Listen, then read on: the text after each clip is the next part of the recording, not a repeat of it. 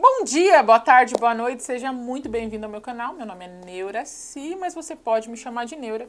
E hoje nós vamos falar sobre uma indicação massiva de vocês. É um filme que eu já tinha assistido antes, mas ele não fez muita diferença na minha vida. Assim, eu assisti e falei, ok. E segui com a minha vida. Mas vários de vocês falaram que queriam minha perspectiva sobre esse filme. E eu falei, por que não? Bora. O nome do filme é 500 Dias com Ela. Ou como eu gosto de chamar, 500 Dias de Verão, porque é o título original, só que traduzido.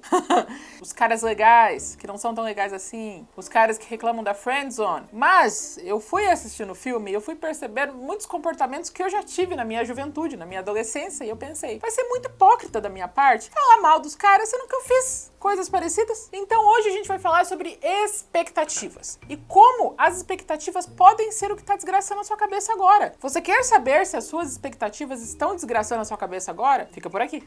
Agora eu tô fazendo até gancho nos meus vídeos. Esse filme segue uma estrutura chamada narrador não confiável. O que é um narrador não confiável? É quando você vê toda a história inteiramente dentro da perspectiva de uma pessoa só. Ou seja, você não vê o que aconteceu ou uma média do que aconteceu. Você vê o que a pessoa considerou como verdade ou como realidade. E nós já sabemos, quando a gente falou do vídeo do Divertidamente 1, que a nossa memória, primeiramente, é enganadora, e segundo, que a nossa perspectiva da realidade, ela é moldada pelas nossas experiências de vida. Então, quando a gente vê a perspectiva de uma pessoa só, vão ter muitos exageros, vão ter muitos erros, vai ter muito tipo, eu não sei se ela falou isso, mas é isso que eu lembro, ou é isso que eu senti na hora. Um exemplo disso é o filme Peixe Grande, não sei se vocês já assistiram, Peixe Grande do Tim Burton, que é um filme muito legal, que tem um narrador de histórias que conta várias histórias fantásticas pro Figo, e o Figo acha que o pai dele é um mentiroso, e ele acaba indo atrás das histórias e descobre que as histórias aconteceram, só que não muito. O que ele contava pro Figo era como ele se sentia naquele momento, ou o que aquela ação trouxe pra ele, e não a realidade. Então, se ele viu uma pessoa tão linda quanto uma sereia, ele falou, conheci uma sereia. Fui na casa de uma pessoa que a casa estava toda desgraçada, toda desgamelada, e ela estava toda desarrumada dentro. Parecia ter uma casa de bruxa. Ele falava na história, era uma casa de bruxa. Então, o pai criou um universo fantástico, porque aquela é a realidade dele, enquanto narrador duvidoso. E esse filme deixa isso de uma maneira muito proposital. Então, esse filme vai ser todo visto dentro da perspectiva do personagem principal. Tanto que os 500 Dias de Verão é contado a partir do primeiro momento que ele olha a Summer pela primeira vez, até a última vez que ele vê ela. Eles não estão com 500 dias de relacionamento. Eles devem ter ficado juntos, sei lá, no máximo, uns 3 meses, assim. Mas pra ele, não. O relacionamento durou 500 dias pra ele e, sei lá, 3 meses pra ela. Então, o filme começa com um aviso falando que esse filme é fictício e qualquer acontecimento semelhante com a realidade é pura coincidência. Especialmente pra você, Jenny Beckham e o Beach. Sua Kenga. E eu fui procurar sobre isso. Como assim? Quem é essa pessoa? E daí eu descobri que esse filme ele é quase que autobiográfico. Quase que autobiográfico. O roteirista desse filme teve um término traumático e o resultado desse relacionamento foi o roteiro desse filme. O problema está que Jenny Beckham era a ex-namorada dele que causou o dano na cabeça dele. Ela existe, o nome dela é real. E ele colocou o nome real da ex-namorada dele no filme. Então eu vi umas entrevistas do roteirista, ele falando que agora ele superou, que tá tudo bem, que realmente ele foi muito imaturo. Mas se você coloca o nome real da tua ex-namorada num filme quase que autobiográfico, você tá sendo muito filha da puta. Mas assim, o teu nível de pau no cozice é enorme, porque imagina, esse filme fez sucesso. Imagina o tanto de gente procurando essa Jenny Beckham. Imagina a desgraça que esse homem causou na vida dela. Na entrevista perguntam se, porque isso aconteceu, a entrevista que eu vi foi há 9 anos atrás. E daí ele pergunta, ela te bloqueou no Facebook? E daí ele rindo falou, sim, me bloqueou no Facebook. Então ele tem consciência de que ele fez cagadinhas, mas não o bastante pra ele mudar de vida. E a gente vai ver esse paradoxo no filme. O filme começa contando a história do nosso personagem principal, contando que ele passou a infância dele assistindo filmes românticos. E ele gosta muito do filme A Primeira Noite de um Homem, porque ele acha o final muito bom no filme. E na vida real, o roteirista fala que ele assistiu muito Woody Allen quando ele era pequeno. Então ele é um hipster. Woody Allen com 6 anos de idade, 7 anos de idade, porra, foda. E ele sempre sonhou com a ideia de ter um grande amor. E daí corta pra Summer, qual ele viu ela, só viu, com os olhos, viu ela e falou, essa daqui é a mulher da minha vida. O que realmente aconteceu foi, ele já tinha uma grande lista de expectativas do que ele quer para a namorada dele no futuro. O que a Summer fez foi colocar um rosto nessas expectativas. Então, em nenhum momento desse filme, ele se apaixonou pela Summer, porque ele não escuta nada que ela fala. Ele se apaixonou pela ideia de ter alguém que supra todas as expectativas dele enquanto mulher. Naquele momento, ele não sabe nada sobre ela. E ele já decidiu que ela é o amor da vida dele. Um exemplo ruim disso também, dessa ideia do romântico envenerado que só luta pelo amor, é o Ted Mosby, do How I Met Your Mother. Inclusive, How I Met Your Mother é um seriado que o tempo não salvou. Porque gente, o Barney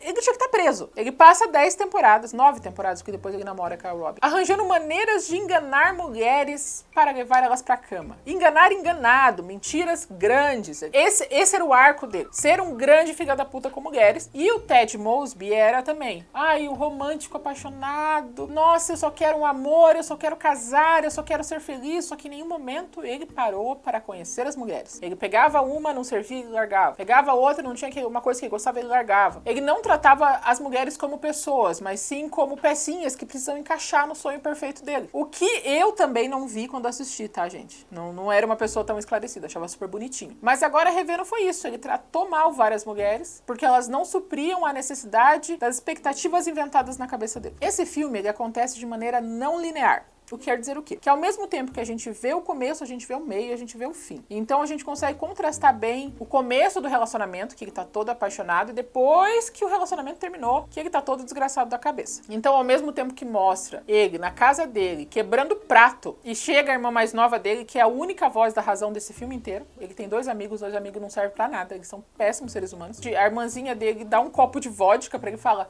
me conta o que aconteceu desde o começo. E ele fala pra ela que tava tudo bem, e eles acabaram do nada. Do nada ela quis terminar. Tava tudo maravilhoso. E daí a irmãzinha dele fala: mas sério? Mas não tinha acontecido nada mesmo? Tava tudo bem. Ele fala tudo. Tava tudo mágico e perfeito. Por quê? Porque ele não tava prestando atenção em nada. Ele estava focado na perspectiva dele. Ele nunca viu ela. Ele viu ele. Inclusive mostra o término deles e ela fala: eu acho melhor a gente ficar só amigo.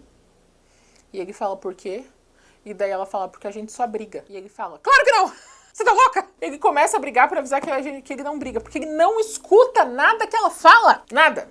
Onde o protagonista conhece a Summer é numa empresa de cartões comemorativos. Inclusive, a maior e mais rica empresa de cartões corporativos da história. Parece uma multinacional de cartões corporativos. Parece que cartões corporativos dentro do universo desse filme são uma das coisas mais lucrativas da história, porque tem departamentos. É um lugar com quase 50 funcionários, com reuniões semanais de novos cartões comemorativos. E lá ele conhece a Summer. Quando ele vê a Summer pela primeira vez, corta pra Summer andando de bicicleta, com um vestido super feminino, assim, faceira. E ele contando todas as coisas que ele imagina que a Summer é. E a Summer, ela é a versão, ela não é como as outras garotas, na perspectiva masculina. Eu não estou dizendo que a Summer é isso na vida real, mas é isso que o protagonista vê nela. Então, ela é naturalmente feminina, ela não tá usando muita maquiagem, mas o cabelo dela tá sempre penteadinho. Ela se veste de uma maneira muito delicada. Ela tá sempre linda, mas tudo isso sem esforço. E daí ele fala nas ilusões dele que ela é uma pessoa tão encantadora que todo mundo passa a olhar por ela, que ela sempre conseguia desconto no aluguel, que quando ela vendia sorvete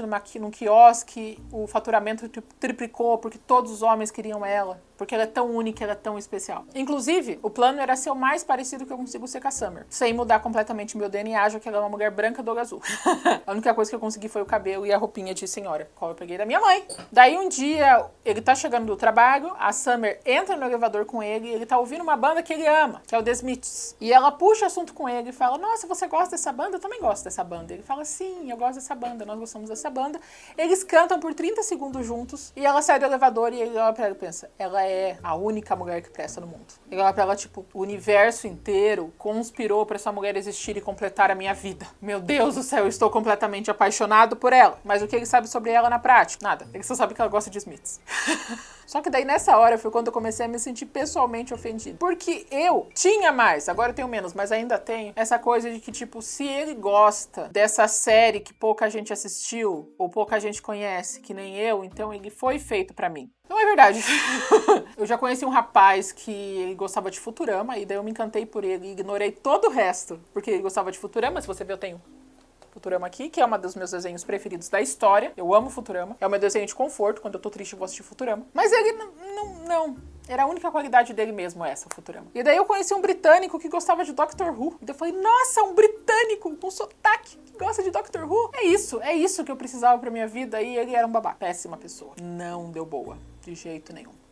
Então, eu entendo o lado deles, mas eu já fiz muito disso. E não vou dizer que eu nunca vou fazer de novo, mas agora eu estou mais sã. Agora eu estou com mais realidade perto de mim.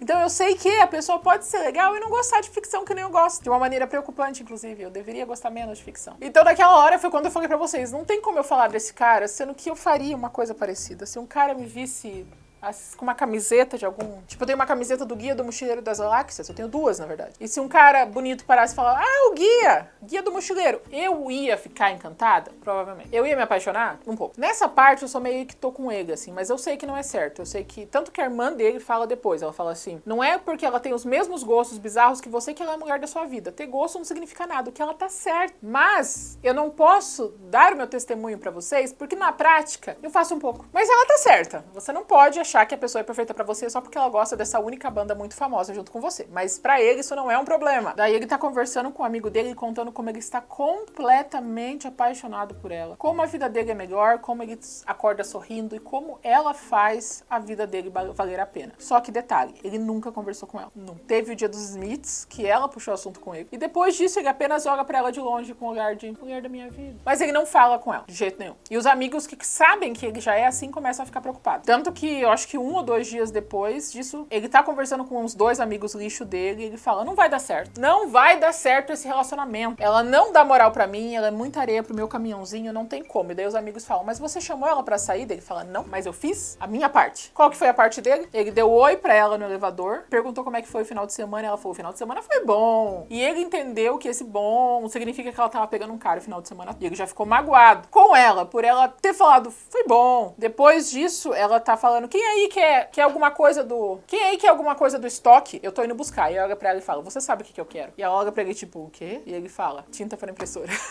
E a terceira vez que ele faz a parte dele pra saber que ele tá interessado é colocar uma música dos Smiths bem alta no trabalho pra ver se ela puxa assunto com ele. Novamente, não posso falar tanto mal porque, né? Vocês sabem, eu criança crente, né? Criança crente iludida. Quando eu tinha uns 18, 19 anos, 17, eu tava na faculdade. Então eu estudava de manhã e eu tinha um trabalho à tarde. E tinha um culto de jovens na minha igreja no final da semana, sexta-feira à noite. E eu gostei de um rapaz na sexta-feira à noite. Só que eu fui criada com a educação do... Se você demonstrar interesse, ele não vai se interessar por você. Então o que eu fazia? Eu saía da faculdade, eu trabalhava na faculdade, eu me arrumava inteira, eu ia pra faculdade parecendo um mendigo, né? Obviamente. Eu me arrumava inteira, pegava um ônibus às 6 horas da tarde por 45 minutos pra chegar até a minha igreja, pra passar por ele. Não falei nada, só passei. Sério, eu só fiz. Por semanas. Semanas. Eu passava por ele. E eu tinha meus amigos na faculdade, e eu falava, eu estou me arrumando porque tem um rapazinho, nananana. E eles achavam que eu tava, tipo, namorando com o rapaz já. Esse meu amigo perguntou, mas o que vocês já estão saindo? Eu falei, não, vocês já se viram? Já. Um dia ele me deu oi. Eu falei isso. E meu amigo falou, você se arruma toda sexta-feira à noite, pega um ônibus que atravessa a cidade pra passar na frente de um cara e não falar nada pra ele? Eu,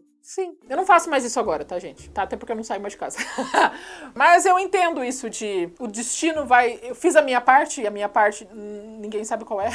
Fiz a minha parte, mas a minha parte não significa nada. Se a pessoa não me conhece, não tem como ela adivinhar que eu estou... Então, o meu plano era, eu vou me arrumar e vou passar na frente dele. Ele vai se apaixonar por mim e puxar assunto. Isso aconteceu? Não. Inclusive, agora ele tá casado com 2 filhas. Mas os amigos falam coisas do tipo pra gente saber. Fala, essa mulher que você fala que é muita areia pro seu caminhãozinho, que você tá 2 semanas agindo como um stalker perto dela, e você nunca nem puxou assunto e agora você já desistiu desse relacionamento que nunca nem começou? E ele falou, sim, é isso mesmo, eu desisti desse relacionamento que nunca começou. Daí vai ter uma festa da firma. Um dos melhores amigos dele também trabalha nessa empresa de cartões de comemorativo. E na festa da firma todo mundo vai e é um karaokê e a Summer está lá. Quando a Summer encontra eles, ela fica feliz e tal, começa a conversar, todo mundo começa a conversar. E ele e o melhor amigo dele não escutam nada que essa menina fala. Nada. Quando eles respondem, é com desdém. Então ela fala, não, eu não tenho namorado porque eu não quero namorar agora. Eu gosto da ideia de estar solteira, eu tô feliz comigo mesma. E daí o amigo dela fala, então você é uma lésbica. Daí ela fala assim, não é possível que uma mulher possa ser feliz com a própria companhia. E daí o protagonista fala, não, mas o amor é a coisa mais maravilhosa que você pode encontrar na vida. Quando você encontrar a pessoa certa, você vai olhar pra ela e vai saber que é ela. E ela fala, eu não acredito em amor. E o que o protagonista escuta? Ela não acredita em amor porque ela não me conheceu ainda. Ela não quer o namorado porque ela ainda não está comigo. Porque depois que ela estar, ela vai querer um namorado sim e vai ser eu. Então ele ignorou tudo isso que ela falou. Ignorou. Porque a única coisa que ele via nela eram as expectativas das coisas que ele criou na cabeça dele. Então o que ela falava não era relevante. Quem faz o meio de campo pra ele e pra Summer é o amigo amigo tá bêbado. Fala, ele gosta de você. E ele joga o amigo dentro. Ele tentou das piores maneiras de chegar perto dela. Ele não tinha coragem de falar com ela. Ele não ouviu o que ela falou. E foi o amigo bêbado que falou que ele gostava dela. Ela deu a entender corporalmente que também falou, por que não? E os dois ficam, sei lá, uns 30 segundos se olhando, e ela fica esperando um beijo e ele não beija. E ela fala, então tá, tchau. Então na cabeça dela, tem um cara no trabalho que fala com ela às vezes. E agora ela descobre que gosta dela. Na cabeça dele, ele tá vivendo um relacionamento de dias com ela já. Daí os dois estão trabalhando de novo na sala do Xerox. Ela dá um beijo nele. Ele fica tipo, ei! Daí eles dão uma juntada bonita na sala do Xerox. E eles começam a sair. E eles saem no estilo bem comédia romântica, sabe? E eles vão no cinema, e eles vão no teatro, eles vão sentar no parque. E é tudo muito mágico, muito romântico. Por quê? Porque a gente tá vendo a perspectiva dele. Como ele estava se sentindo nesses dates. Mágico. Tudo que ele sonhou na vida dele. E eles vão numa loja de departamentos, de móveis que tem nos Estados Unidos, a IKEA. E eles começam a brincar de casinha. E é super romântico e tal. E daí eles vão até o quarto fake que tem na IKEA. Eles deitam e ela olha pra ele e fala, eu não quero nada sério. Tá tudo bem pra você? E ele fala, claro, obviamente, tá tudo bem pra mim. Então ele mente pra ela. E ela fala a verdade pra ele. Uma coisa que talvez fosse uma das resistências ao assistir esse filme, que eu ficava tipo, tá, mas ela não quer, mas a maneira como ela se apresenta, parece que ela quer. Porque, como eu falo sempre, tudo é comunicação. Então, ela tá bem pertinho dele e tá falando da maneira mais meiga do mundo. Tipo, eu não quero um relacionamento agora. Tudo bem pra você? Só que daí faz sentido porque essa é a maneira como ele viu isso. Ele imaginou que ela estava falando dessa maneira. A gente não sabe o que ela falou e de que jeito ela falou. Se o tom dela estava mais sério, lembra que no começo do filme, quando ela falou, meu final de semana foi bom, ele já imaginou que ela tinha transado o final de semana inteiro com um desconhecido? Então, a gente não sabe se foi esse mesmo tom. O filme todo mostra a Summer sempre flertando com ele. Ela tá sempre muito pertinho, ela tá sempre muito atenciosa, muito próxima, mas a gente não sabe se isso realmente aconteceu. Por quê? Porque a gente só sabe um lado. Então a Summer pode não estar o tempo todo olhando pra ele com carinho, ela pode não ter falado com ele sempre como se estivesse flertando, o que deixa o filme um pouco diferente, né? Tipo, a gente realmente não sabe quem é a Summer. Ele falou pra ela, claro, casual, não fica preocupado. Mas na mente dele, já tinha uma visão dos dois envelhecendo junto. Mostrava os dois casando, tendo filhos, vendo os filhos indo pra faculdade, e depois as duas covas, assim. Uma dele e uma dela, porque até na morte eles estão juntos. E falando pra ela, não, casual, fica sossegado. Então ela acreditou que era casual. Ele não, porque ele não escuta o que ela fala. Daí eles vão pra casa dele e cometem o tango do diabo. Quando ele sai da casa dela, ele olha pro vidro do carro e ele vê o reflexo, ele é o Han Solo. Então é mais uma prova de que tudo que a gente tá vendo é o sentimento dele. Então, eu transei com a menina dos meus sonhos e a pessoa que mais confiante que eu conheço é o Han Solo. Então, eu olho pro espelho e vejo ele. Depois começa o musical, que ele dança na praça, porque pra ele é como se ele estivesse vivendo um musical naquele momento. Ele praticamente consegue ouvir a música tocando na cabeça dele e a coreografia. Pra gente, é mostrado como realidade. Vocês conseguem entender a ideia do narrador não confiável? Ele deixa isso bem claro nesse filme, sabe? Quando as coisas fantásticas começam a acontecer do nada, sem muita explicação, sabe? Não é um filme onde as coisas fantásticas acontecem, não é um filme mágico. Mas elementos acontecem, mas os elementos aparecem como uma realidade diferente. Porque é a realidade dele na cabeça dele. Tomara que vocês me entenderam. Daí eles vão ter um date numa loja de discos, que também é locadora. É o lugar mais hipster da história. Inclusive, se você tem mais de 30 ou mais de 27, você viveu a fase era hipster, né? Esse filme é o cúmulo do hipster. Daí, como é um filme que se passa em, eu não sei que período do tempo ele se passa,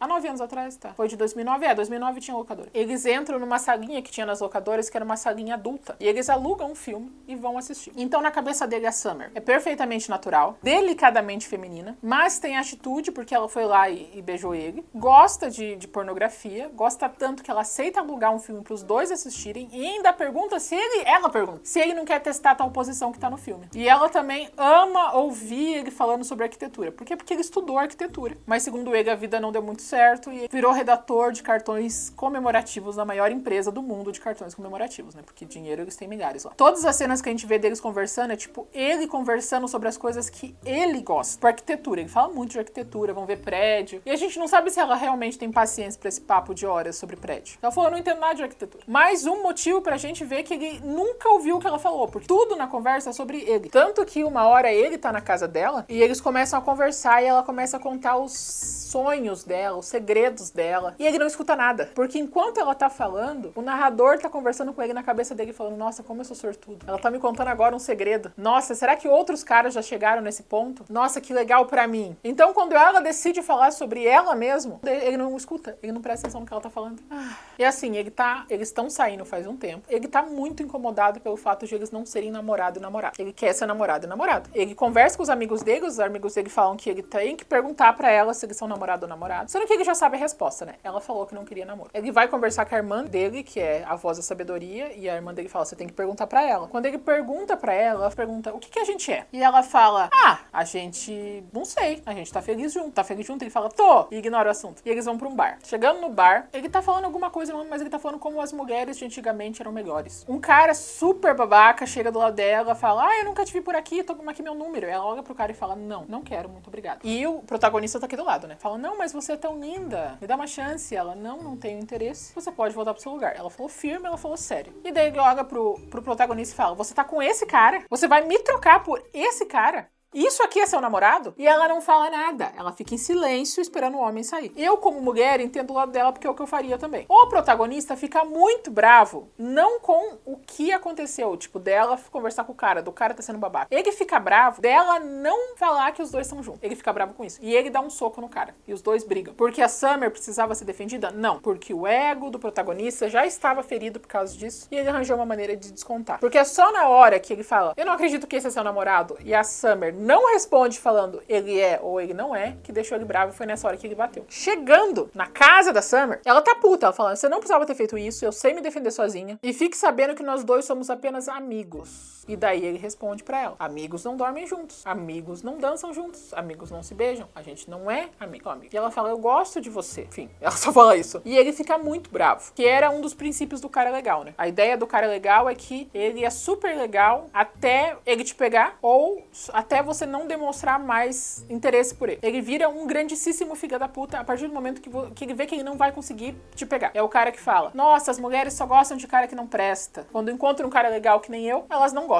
Então, assim que a Summer não fez o que tava na cabecinha dele programado, tipo, começar a namorar e casar e ter filhos, ele fica bravo, ele grita e ele fala, não é só você que decide isso e eu decido que nós dois somos um casal e sai. Ela falou já em 4 ocasiões diferentes que ela não quer um relacionamento sério. Ele não ouviu nenhuma dessas vezes. E ele continuou seguindo o que tava na cabecinha dele. Ele continuou seguindo as expectativas e ignorando completamente a realidade. Daí ele vai puto pra casa, né? De madrugada, na chuva, a Summer vai na casa dele e fala, desculpa, eu não devia ter brigado com você. E ele olha pra ela e fala, tudo bem a gente não dá nome pro que a gente tem, mas eu só quero a segurança de saber que amanhã você ainda vai estar comigo. E ela olha pra ele e fala, eu não tenho como te dar certeza disso, mas eu gosto de você agora. Então ela foi dolorosamente sincera com ele, mas ele nunca ouviu. No filme Diário de uma Paixão, que eu vou pôr aqui, dos comentários que eu recebi, vários deles foram dos negativos. Foram poucos negativos, bem poucos em vista dos positivos. Mas eu recebi algumas mulheres falando, porque no filme Diário de uma Paixão, ele quase comete suicídio pra conseguir sair com ela. Ele mente, ele engana, ele enrola. E daí umas 3 ou 4 mulheres falaram assim, não, o que ela queria na verdade é que ele fosse atrás mais. E eu não consigo definir o quanto eu acho essa ideia de que o não da mulher significa se esforce mais. Isso em qualquer outra coisa não funcionaria. Se você pedir um Uber, e o Uber já tiver alguém dentro, e ele fala, não posso colocar você porque eu já estou numa corrida. E ela pensa, não, o não dele significa que eu preciso argumentar mais, o não dele não significa nada. Em qualquer outro contexto, a mulher falar não significa não. Mas no contexto específico de relacionamentos, o não vale. É como se fosse, você menina, não sabe o que você quer. Você não sabe. Você não entende que eu sou a pessoa certa pra você. Assim que você entender, você não vai dizer mais não. Então, é como se a aprovação dela não valesse muita coisa. E vocês acham isso normal? Vocês acham isso normal? A sociedade ter acostumado a ideia que a mulher tem que se fazer de difícil. Não acho que seja o padrão, tá? Eu sei que existem milhares de exceções. Mas a mulher tem que se fazer de difícil e o homem nunca pode entender o não dela como não. Vocês entendem como isso pode causar um problema? Daí eles vão num parquinho, gritar quem grita pênis mais alto. Daí eles vão no cinema. Eles vão no cinema e estão rindo. Daí corta pra ele no cinema sozinho assistindo um filme francês alternativo depressivo. Daí ele se imagina no filme francês depressivo. depressivo, pra mostrar novamente de novo que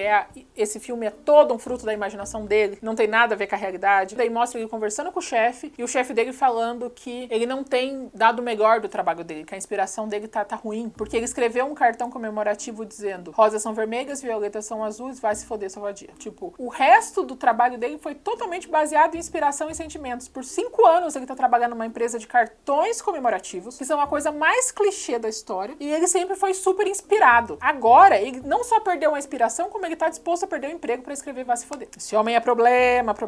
E daí ele fala que ele odeia tudo nela. Tudo que ele falou que amava no começo do filme, ele fala que ele odeia. Odeia tudo nela. Então ele tinha amor porque ela era a representação física do que ele sonhava, e agora ela é o motivo pelo qual ele não tem esse amor mais. Então ela passou de amor para a culpa é sua que eu não estou amando porque você não me ama de volta. E os amigos dele arrumam um date pra ele com uma moça que parece ser muito legal, e ela tá tentando puxar assunto, ele olha pra ela e fala: queria te dizer que você é super atraente e tal, mas esse date não vai dar certo, porque eu amo outra pessoa. E daí ele fica o date inteiro contando de por que a Summer é a pior pessoa do planeta inteiro. A menina do date fala: ela traiu você? Ele fala: não. Ela mentiu pra você? Não. Ela te enganou? Não. Ela não falou pra você desde o começo que ela não queria um relacionamento? Sim. Então por que você tá odiando tanto ela se ela foi sincera o tempo todo? Ele também não ouviu isso. Ele falou: sabe o que é legal fazer agora? Karaokê. E ignorou tudo que a moça falou e foi chorar as pitangas dele no karaokê. Porque pra ele não é relevante o que a Summer pensa. Pra ele, a Summer é só uma pecinha que vai ser encaixada no sonho dele. Ela pode ser a pecinha ou ela não pode ser a pecinha.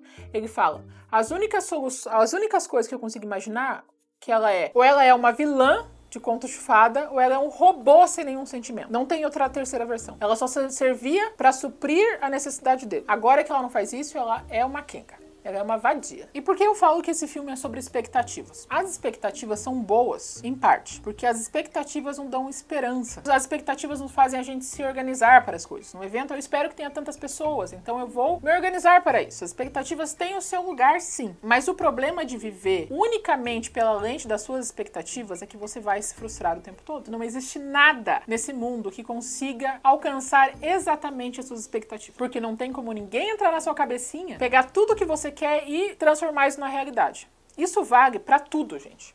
Pra tudo. Eu já fui uma pessoa muito das expectativas que ficava frustrada. Depois eu passei um tempo não criando expectativas em nada, pra não me frustrar. E agora eu estou tentando achar um equilíbrio na terapia, porque eu sou muito 8 ou 80. Por exemplo, aqui o canal. O meu sonho seria que eu fizesse um vídeo, esse vídeo desse 1 milhão de visualizações, eu viralizasse, pudesse largar meus empregos e trabalhar só no YouTube. Isso aconteceu? Não. Mas como eu já tinha passado por processos terapêuticos, eu me coloquei a meta de 2 anos. Em 2 anos eu vou conseguir fazer o YouTube funcionar. Graças a vocês, aconteceu antes. Muito bom. Mas vira e mexe, eu acabo olhando pras métricas e falo: cara, essa semana não deu tanta visualização. E eu fico deprimida. Mas aí eu lembro que a métrica de visualização é tipo menos do que eu queria na minha mente.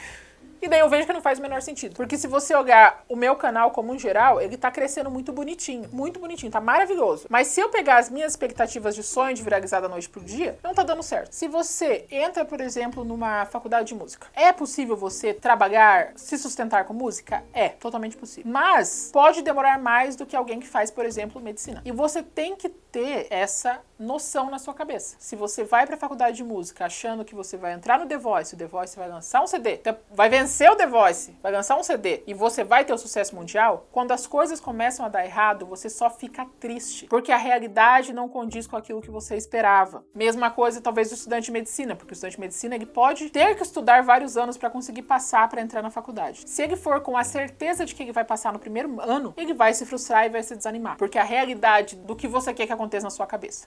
Então, quando você coloca as expectativas que você tem sobre as outras pessoas, sobre o seu trabalho, sobre a sua vida, como realidade, o resultado claro disso é a frustração. Quantas vezes na sua cabeça você pensou: ah, mas não é do jeito que eu pensava. Eu não imaginei desse jeito. Eu não gostei tanto porque não era do jeito que eu imaginava. É nessa hora que as expectativas estão destruindo a sua realidade. Eu recebo tanto comentário legal de vocês, a minha alegria de vida é ler os comentários de vocês. Inclusive, eu respondo todo mundo, tá? Só que tá demorando mais, porque agora tem mais comentários. comentários. Então toda vez que sobra um tempo eu começo a responder de trás pra frente, então você será respondido eventualmente. Mas eu quero responder todo mundo de verdade. Então as coisas que vocês me falam me fazem muito feliz. Mas se eu viver só pela minha expectativa de viralizar do nada, conseguir 400 mil publis, do nada, nada que eu receba de bom vai me trazer alegria, porque nunca vai suprir as minhas expectativas. Mano, eu falei demais, né? Fui longa e dei volta. Mas é isso. Daí acontece um casamento em outra cidade de uma colega de trabalho dos dois. E os dois vão no casamento. E a Summer, que na cabecinha dela acha que os dois são amigos, ela explicou pra ele, falou, eu acho que a gente só deveria ser amigo, você é um dos meus melhores amigos, eu não quero mais namorar com você. Então ela pensou, agora nós somos amigos, porque eu nunca falei que eu queria um relacionamento sério com ele. Na cabeça dele, ela é uma vaca destruidora de amor, que terminou com ele do nada e que odeia ela mais que tudo. Então ela chega toda feliz pra falar com ele, oi, vamos tomar um café e tal. Eles tomam um café no trem. No casamento, os dois conversam juntos horrores. E ele tá achando que os dois vão voltar. E ela tá achando que ela tem um bom amigo. E daí os dois estão dançando e ela chama ele pra uma festa na casa dela. Ele aceita e acha que é isso. Falou, nossa, agora é isso, a gente vai casar. Mas antes dele nesse evento, acontece um negócio completamente do nada. Como se fosse um microdocumentário dos dois amigos e o chefe dele, falando sobre o que é amor. E um dos amigos dele dá a pior declaração de amor que eu já vi na minha vida. Um amigo dele nunca namorou e um amigo dele tá namorando há 10 anos. 12 anos com a mesma menina, desde a escola. E ele fala assim, se fosse pra eu te dizer a mulher da minha vida, com certeza ela não seria parecida com a minha namorada. Ela teria uns peitão, teria um corpão, mas a minha namorada é real e é tudo que eu preciso. Mas o jeito que ele fala, dá uma impressão de que ele falou, tipo, não é o que eu quero, mas é o que eu tenho. E eu sou agradecido pelo que eu tenho. Se alguém falar isso pra mim, enquanto namorado, tipo, não, você não é meu tipo. Mas eu não ligo pra essas coisas. Eu vou ficar horrorizada, falar, então eu sou feia? Eu sou estranha? Por que você não gosta de mim? A ideia é gostar de mim e me achar atraente. Não achar que isso não é um fator. Eu quero que seja um fator. Eu quero que você seja completamente interessado por mim. Eu posso não ser seu tipo, mas eu tenho que virar seu tipo. E não falar, você não é o que eu queria, mas você é o que eu tenho. E é tudo que importa. Horrível. É nessa hora, no final do filme, que a gente tem a primeira vez mostrando a realidade das coisas. Que é quando ele vai nessa festa, eles dividem a tela em duas, e tem as expectativas do que ele acha que vai ser e a realidade. A realidade, ela tá sendo educada, porém fria. Ela não fica conversando com ele o tempo todo. Eles não voltam, porque no final da noite, na expectativa, os dois já estão se pegando de novo, estão juntos. E na realidade, ele descobre que ela tá noiva. E esse é o pontapé final, assim, pra cova. Daí que ele desiste de tudo mesmo. Ele entra numa fossa gigantesca. Ele desiste de se arrumar, ele só bebe no café da manhã, ele chega todo cagado no trabalho. E a fossa dele é sobre por que não aconteceu como eu imaginava. Por que ela não me amou, obviamente? Eu sou tão legal, por que ela não me amou? Era pra acontecer assim, na minha cabeça, ia acontecer assim, por que não aconteceu? É uma fossa mais de dor de ego, porque o ego dele tá ferido, porque as coisas não aconteceram do jeito que ele imaginou, do que realmente o amor pela Summer, porque novamente ele não tem a menor ideia quem ela é, porque ele não escuta ela. E o roteirista fala que isso foi a ideia do filme. Se alguém tiver concordância, você pode discordar à vontade. Educadamente nos comentários, a gente gosta de gente que discorda educadamente nos comentários.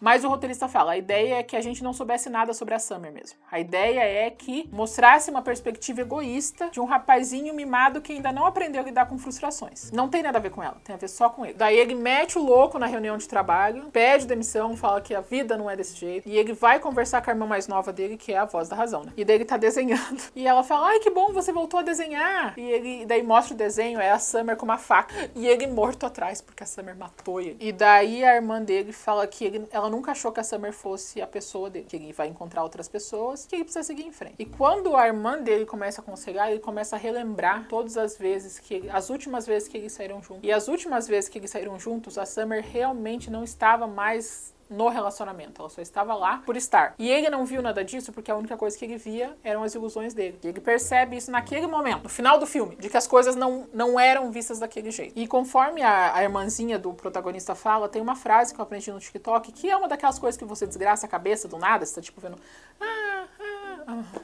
desgraça. Uma das qualidades da pessoa perfeita pra você é ela te querer. Ela nunca vai ser a pessoa perfeita pra você se ela não te quer. Quase uma autocrítica. E daí ele decide, depois de ter essa conversa ótima com a irmã, que ele vai correr atrás dos sonhos dele, que é ser arquiteto. E eu acho que ninguém da produção desse filme viu um arquiteto trabalhando na vida. Inclusive o Ted Mosby, do How I Met Your Mother, também é arquiteto. Eu acho que a indústria do cinema e da TV decidiu coletivamente que se você é um homem hétero e arquiteto, você também é um grande filho da puta.